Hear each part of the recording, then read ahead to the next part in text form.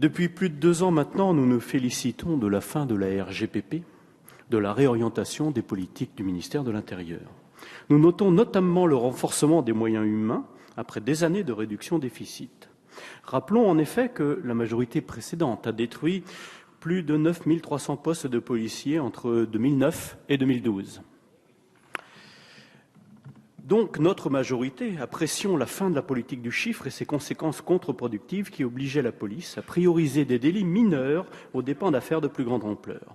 On en arrivait à des situations ridicules et dangereuses visant à décourager le dépôt de plainte afin de ne pas vouloir faire monter des statistiques qui ne voulaient pas dire grand-chose de toute façon. Pour en revenir à ce budget, nous constatons que le ministre de l'Intérieur a pour la 3e année consécutive, le ministère, un budget en hausse de 0,5% par rapport à 2014. La sécurité civile et la gendarmerie nationale profitent de ces crédits supplémentaires. En 2015, comme en 2014, les effectifs de la police seront augmentés de 243 fonctionnaires et ceux de la gendarmerie de 162 militaires. Nous sommes encore loin de réparer les dégâts en termes de perte d'emploi causés par la précédente majorité, mais nous sommes sur un chemin ascendant. Une donnée qui me préoccupe concerne la hausse des cambriolages en zone rurale et notamment dans les exploitations agricoles, vol de carburant, de matériel ou d'animaux.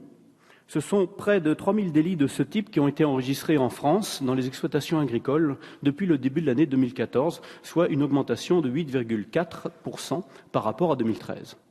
En février 2014, en s'appuyant notamment sur les bonnes pratiques observées, il avait été décidé d'engager un véritable plan d'action pour lutter contre les phénomènes de délinquance qui touchent le monde agricole.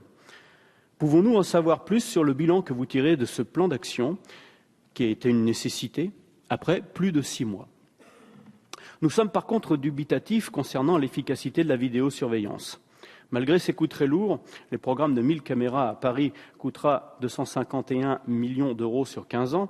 Son incidence reste souvent faible et non démontrée, comme l'a souligné la Cour des comptes. Ajoutons à cela le financement via le Fonds interministériel de prévention de la délinquance de l'installation de programmes de caméras dont certains étaient assez contestables, notamment dans de très petites communes.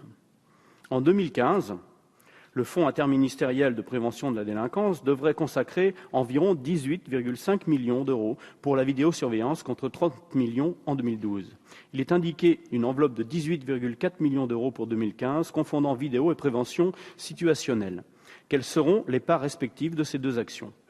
Une étude est en train d'être menée sur l'impact de la vidéosurveillance qui, malgré les interrogations de la Cour des comptes, n'avait jamais été conduite. Nous serons attentifs aux résultats de cette étude, vu l'ampleur des moyens investis dans cette technologie. Concernant les différents fichiers de police, le budget indique une modernisation du FNAEG qui regroupe les empreintes ADN, afin de changer les marqueurs ADN concernés par le fichier pour permettre l'interopérabilité avec les fichiers des pays signataires du traité de Prüm qui comporte 14 pays de l'Union européenne.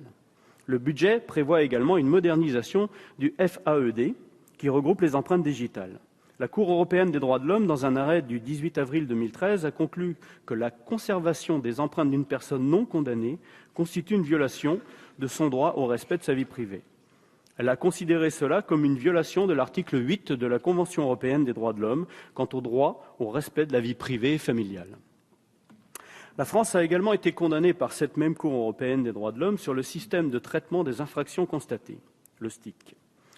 Nous espérons donc la modernisation de ces fichiers et espérons qu'elle s'accompagnera d'une évolution du droit à l'oubli pour les personnes mises hors de cause, comme nous l'avons régulièrement demandé par amendement.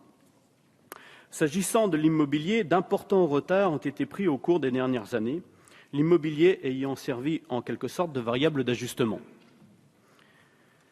Selon la Direction générale de la police nationale, 41,5% des bâtiments de police seraient dans un état vétuste ou dégradé. Ce que soulignait un rapport sénatorial, par exemple, de Jean-Vincent Placé. La dégradation des locaux pèse autant sur les gardés à vue que sur les personnels et les victimes qui se rendent dans les commissariats. Nous ne pouvons que nous féliciter d'un plan de réhabilitation immobilière de 70 millions d'euros pour la gendarmerie, point sur lequel vous bénéficiez de tout notre soutien.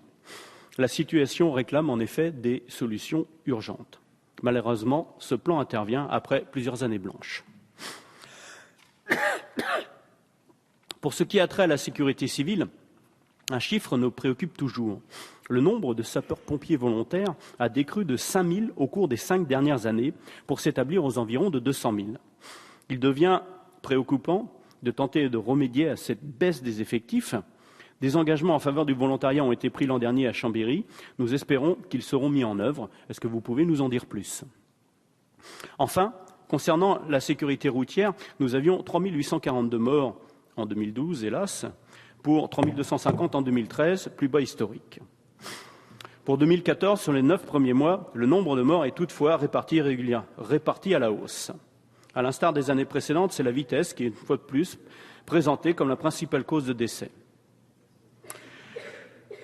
Alors, nous souhaitons pouvoir aider à parvenir à avoir des pistes, notamment celle du Lavia, qui a un régulateur de vitesse automatique qui doit, selon nous, être favorisé dans le but de rendre, évidemment, les routes plus sûres. Alors, je termine, Monsieur le Président.